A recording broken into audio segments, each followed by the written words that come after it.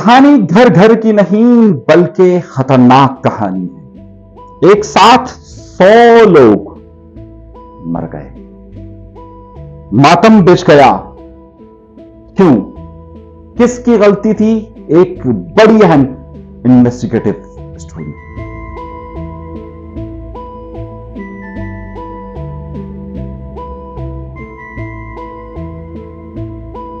इलाका है इराक का।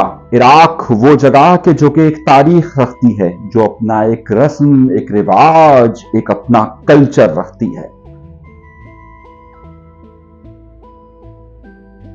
उसी रस्म और रिवाज के अंदर यहां पर शादियां भी बड़ी धूमधाम से मनाई जाती है।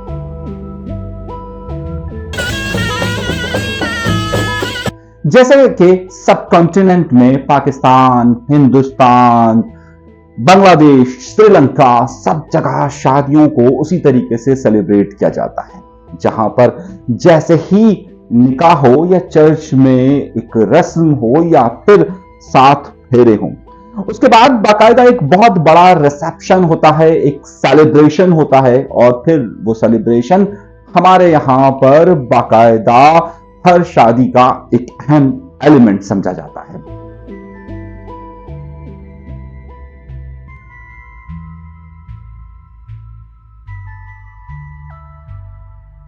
बिल्कुल इसी तरीके से इराक का शहर, इराक का सूबा मौसल, वो मौसल कि जिसने एक वक्त में अपनी तारीख रखी है और फिर तारीख रखने के बाद, एक हिस्ट्री रखने के बाद, इसने वो वक्त भी देखा है कि जब यहां पर दाइश ने कब्जा कर लिया। ये जगह, जिस जगह खास ये वाकया पेश आया है, ये जगह कोई आम जगह इसलिए नहीं है क्योंकि पूरे इराक के अंदर अगर किसी जगह पर 2 बड़ी कौमें आबाद हैं तो वो ये जगह है। और वो जगह, वो 2 बड़ी कौमें हैं, ईसाई और उसके साथ साथ यजीदी। यहां पर शादियां उसी तरीके से धूमधाम से होती है। वो शादी या मैं जिक्र कर रहा हूं कि जो कि एक शादी, एक अच्छी शादी जहां सुहाग रात होनी चाहिए थी, वहां पर कयामत आ गई, डूम्सडे का मंजर आ गया। मंजर कुछ इस तरीके से था कि ये लोग वहीं पर चर्च में रस्म अदा करने के बाद, इसे आप निकाह कह लीजिए, 7 फेरे कह लीजिए, एक रस्म अदा करने के बाद उस शादी हॉल में आते हैं। इस शादी हॉल के अंदर करीबन 300 अफराद के बैठने की गुंजाइश है। और फिर आजकल के दौर के मुताबिक बिल्कुल वहां पर दुल्हा दुल्हन बाकायदा स्पॉटलाइट में आते हैं। जैसे ही दूल्हा दुल्हन स्पॉटलाइट में आते हैं, ये उनकी जिंदगी का, उनके जीवन का सबसे खुश नसीब दिन तस्वुर होता है। दोनों की चेहरों की मुस्कुराहट, दूल्हे का अंदाज और दुल्हन का शर्मा कर देखना अपना एक मायने रखता है।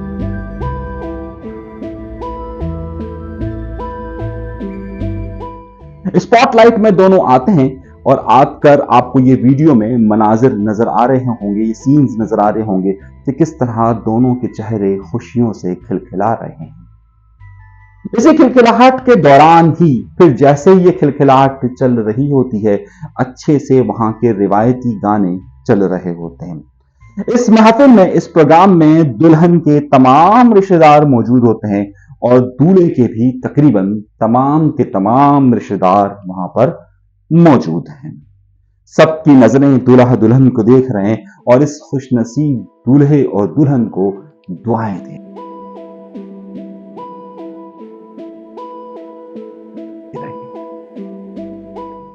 उसी वक्त वहां पर जब लाइट्स बंद होती है, स्पॉटलाइट जल रही होती है, दूल्हा दुल्हन अपनी शादी के बाद का पहला रक्स कर रहे होते हैं।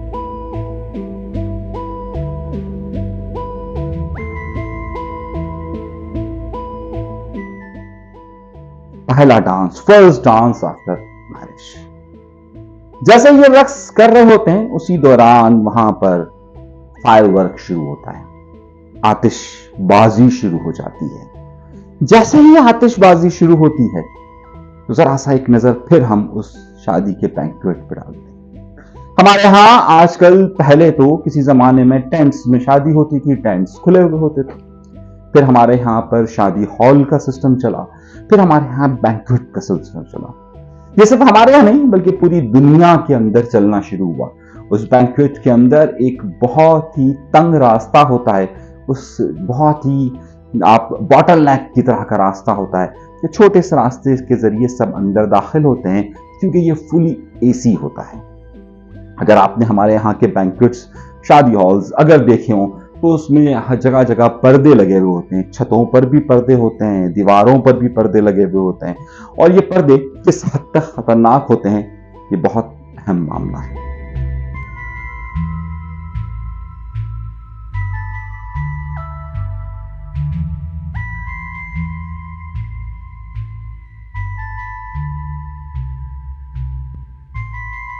जैसे ही वहां पर फायरवर्क शुरू होता है तब आप इस हॉल का मंजर जहन में रखें। दोनों तरफ दूल्हा दुल्हन के रिश्तेदार मौजूद हैं।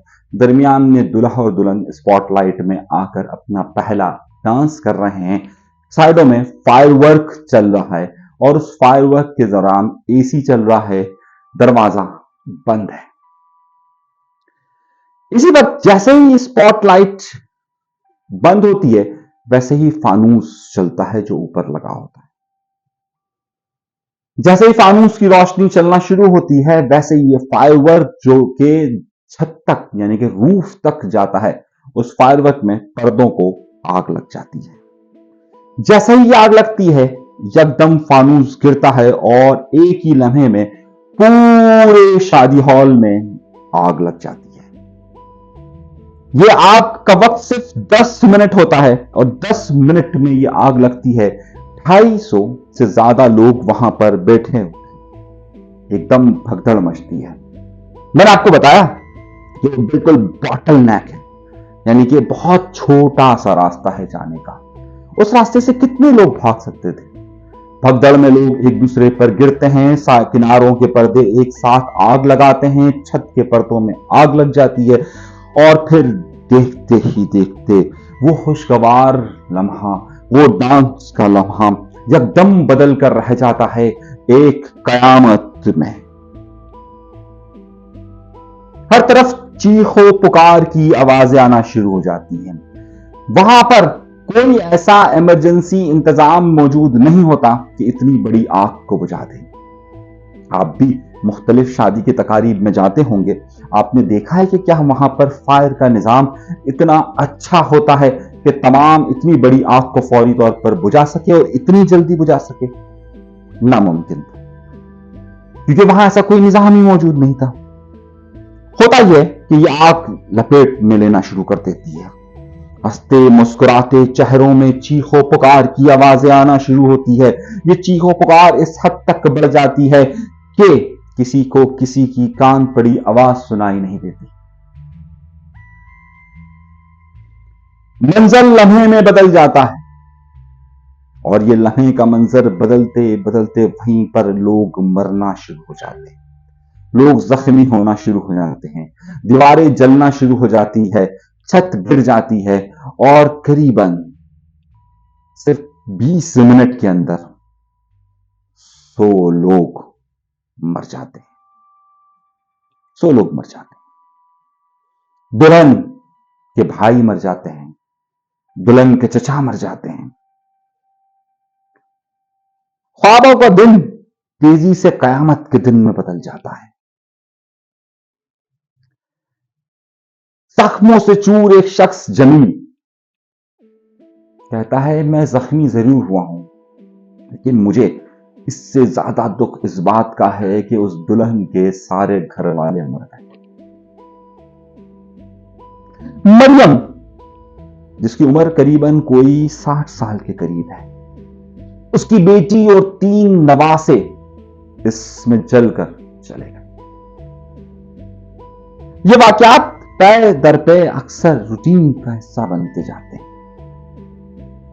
वजह क्या है? फायर फाइटर्स इतनी जल्दी नहीं आ सकते थे जितनी जल्दी पर्दों को और लकड़ी को आग लगती है।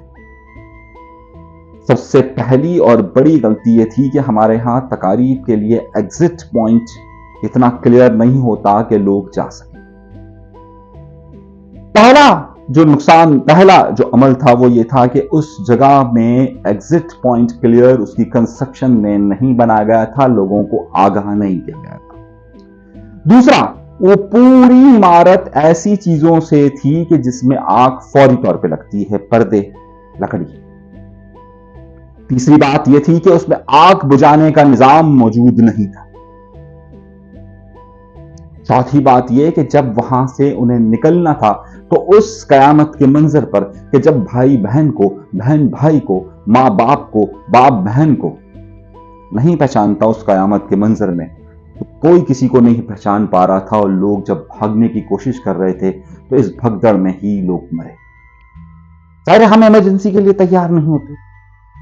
यह वाकया अभी सितंबर 2023 का है, आखिर का मैं आपसे बात कर रहा हूं, अभी चंद दिन भी नहीं है।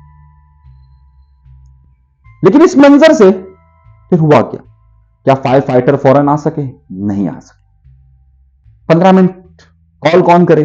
जब तक कॉल होती उसमें 15 मिनट लग गए, आने आने में आधा घंटा लग गया, और फिर इस तबाही का मंजर उस वक्त तक मुकम्मल तौर पर फैल चुका था। हमारे शहरों में फायर फाइटिंग का सिस्टम इतना बेहतर नहीं है, चाहे वो इंडिया हो, पाकिस्तान हो, बांग्लादेश हो या फिर इराक हो। इस पूरी कहानी के नतीजा यह निकला कि कयामत किसी भी दिन आने से पहले आपसे पूछती नहीं। यह आपकी एहतियात होती है कि आप किस तरीके से किसी शादी के घर को मातम ने कयामत में बदलना चाहते हैं या नहीं बदलना चाहते। अब तक के लिए इतना ही। अगर आपने हमारा चैनल सब्सक्राइब नहीं किया तो सब्सक्राइब जरूर कीजिएगा।